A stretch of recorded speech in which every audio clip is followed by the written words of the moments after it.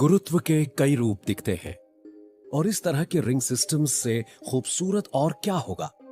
सिर्फ हमारे सौर मंडल में ही रिंग वाले 4 ग्रह मौजूद हैं।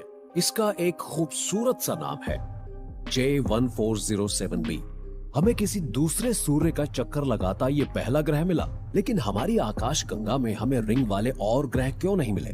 क्या इसलिए कि ये रिंग बहुत ही अनोखे होते हैं, या फिर एक्सोप्लैनेट्स ढूंढने के लिए हमारे तरीके उनके इर्द गिर्द मौजूद रिंग सिस्टम्स को देखने के लिए अच्छे नहीं हैं? J1470b का रिंग सिस्टम इतना बड़ा है कि इसने कई दिन तक अपने स्टार को छिपाए रखा और ये रिंग 18 करोड़ किलोमीटर के विशाल क्षेत्र में फैले हुए हैं।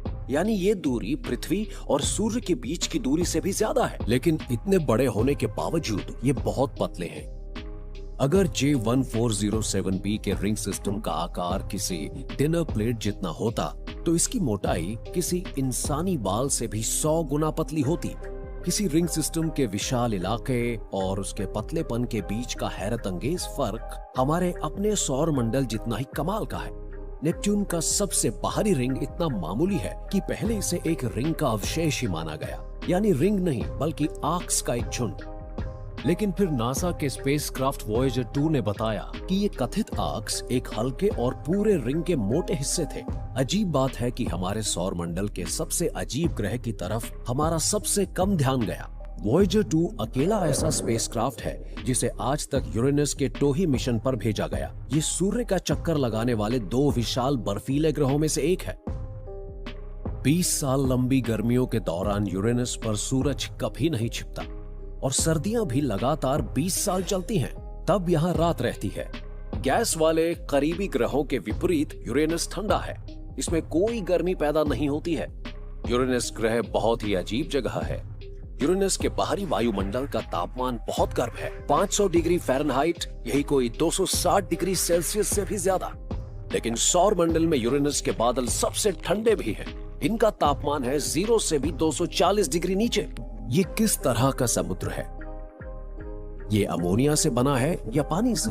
कुछ वैज्ञानिकों को लगता है कि ये सागर तरल हीरों से बना हो सकता है, यानी हमारी स्पेस एजेंसीज के लिए ये जगह बहुत काम की साबित हो सकती है। अब इसके बारे में कुछ और बातें हो जाएं।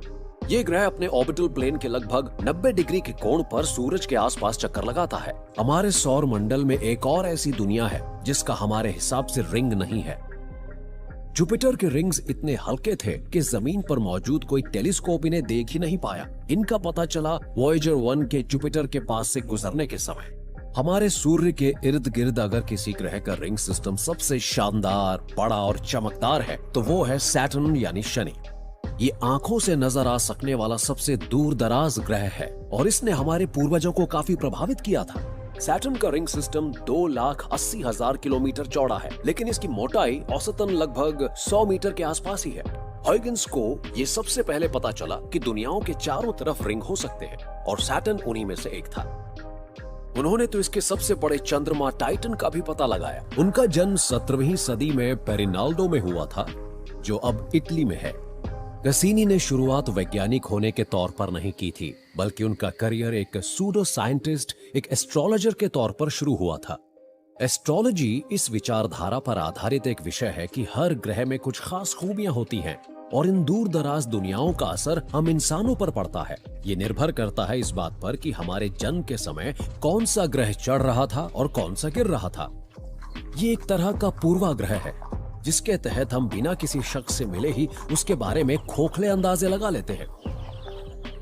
एस्ट्रोनॉमी और एस्ट्रोलॉजी एक ही हुआ करते थे, लेकिन फिर कॉस्मोस में मौजूद असली हालत के बारे में लोगों की जानकारी बढ़ने लगी। 1543 में पोलैंड के एक पादरी निकोलस कोपरनिकस ने दिखाया कि हम ब्रह्मांड के केंद्र में नहीं हैं, जबकि पहले ऐसा ही मानते थे। उन्होंने कहा कि पृथ्वी और दूसरे ग्रह सूर्य के चारों तरफ चक्कर लगाते हैं, पृथ्वी ब्रह्मांड के केंद्र में नहीं है।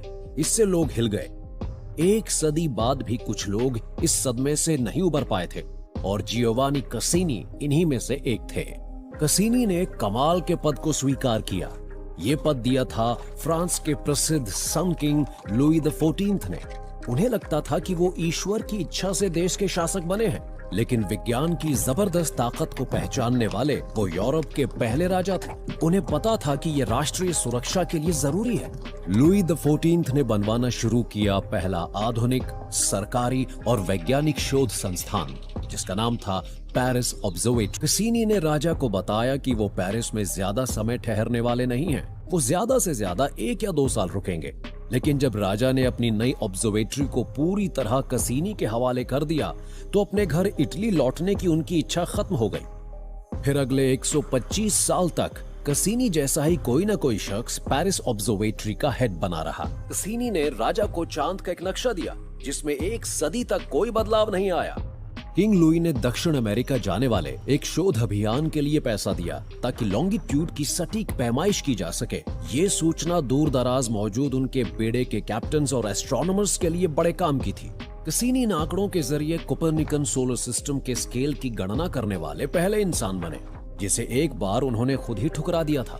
ज्यादा ताकतवर टेलीस्कोप्स के जरिए उन्होंने जुपिटर ग्रह के एक दिन की लंबाई खोजी और उसकी सतह पर मौजूद छल्लों और धब्बों की भी। कसीनी ने जुपिटर के ग्रेट रेड स्पॉट को खोजा। यही काम इंग्लैंड में रॉबर्ट हुक ने भी किया। इन दोनों को इसका श्रेय आज तक दिया जाता है। कसीनी ने तो मंगल पर दिन की लंबाई का भी पता लगा लिया था। उनकी गणना में सिर्फ 3 मिनट का ही फर्क था। जब उन्होंने जुपिटर की अपनी गणनाओं पर नजर डाली तो उनमें मौजूद विरोधाभासों से वो हैरान रह गए।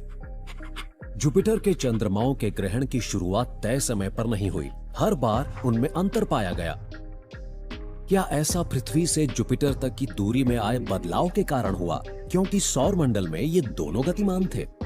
अगर ऐसा था तो प्रकाश की रफ्तार असीमित नहीं हो सकती थी, क्योंकि इसे पृथ्वी पर पहुंचने में ज्यादा समय लग रहा था। तो क्या प्रकाश की रफ्तार सीमित थी? कसीनी के लिए इस सोच से इत्तेफाक रखना ज्यादा ही अजीब और नया था। उन्होंने फौरन इसे रिजेक्ट कर दिया। अगर वो सबूत के आधार पर चलते तो वो हमें कॉस्मोस के बारे में एक ऐसा पैमाना देते जिसे हम 350 साल बाद भी इस्तेमाल करते हैं। लेकिन कसीनी एक कंजर्वेटिव शख्स थे, इसलिए उन्होंने इस अनोखी खोज को नजरअंदाज करते हुए भुला दिया। कई साल बाद डेनमार्क के एक एस्ट्रोनॉमर ओले रोमर पेरिस ऑब्जर्वेटरी में कसीनी के सहायक बन गए। रोमर ने खुद जुपिटर के कुछ चंद्रमाओं के ग्रहणों का अध्ययन किया और आंकड़ों में उन्हें वही गड़बड़ियां मिली जिन्हें कसीनी ने नजरअंदाज कर दिया था। लेकिन रोमर ने ऐसा नहीं किया। ये थे प्रकाश की सीमित रफ्तार से जुड़े सबूतों के अंश। एक ऐसा दौर भी था जब कसीनी आंकड़ों पर इतना यकीन करने लगे कि उन्हें किंग लुई की नाराजगी मोल लेने में जरा सा भी डर नहीं लग रहा था। राजा ने कसीनी से साम्राज्य के क्षेत्र की सही गणना करने के लिए कहा। अभी तक किसी ने भी सटीक नक्शा बनाने की कोशिश नहीं की थी जिसमें फ्रांस के या फिर और किसी भी देश के पहाड़, नदियां और घाटियां साफ साफ दिखाई गई हो। कसीनी ने इस चुनौती को स्वीकार किया, लेकिन उन्हें जो नतीजे मिले उनसे शायद राजा खुश नहीं होने वाला था। कसीनी ने राजा को बताया, सम्राट, मेरे पास आपके लिए निराश करने वाली खबर है। हमें लगता था कि हमारी स्टडीज फ्रांस को जितना बड़ा दिखाती हैं वो उनसे भी बड़ा है, पर सच ये है कि आपका साम्राज्य उससे कहीं छोटा है। लेकिन जब राजा ने इसका जवाब मजाकिया तंज के रूप में दिया तो सभी हैरान रह गए। ऐसा क्यों कसीनी? तुमने तो मुझसे इतनी जमीन छीन ली है जितनी मेरे सारे दुश्मन नहीं छीन पाए। इसके अलावा उन्होंने सैटर्न पर भी काम किया। सैटर्न के छल्ले क्या हैं, ये जानने वाले वो पहले इंसान थे। उनके मुताबिक ये छल्ले ठोस नहीं थे, बल्कि ये ग्रह का चक्कर लगा रहे बेहिसाब सैटेलाइट से बने थे और इनके बीच खाली जगह भी थी। सैटर्न के प्रति हमारी जानकारी को कसीनी ने बेहतर बनाया, पर हम वहां तक पहुंच कैसे सकते थे? आप अब जो देखने वाले हैं, अगर वो ना होता तो इस अनोखी उपलब्धि को हासिल करने वाले शख्स को भुला ही दिया जाता, जिसकी जिंदगी त्रासदियों से भरी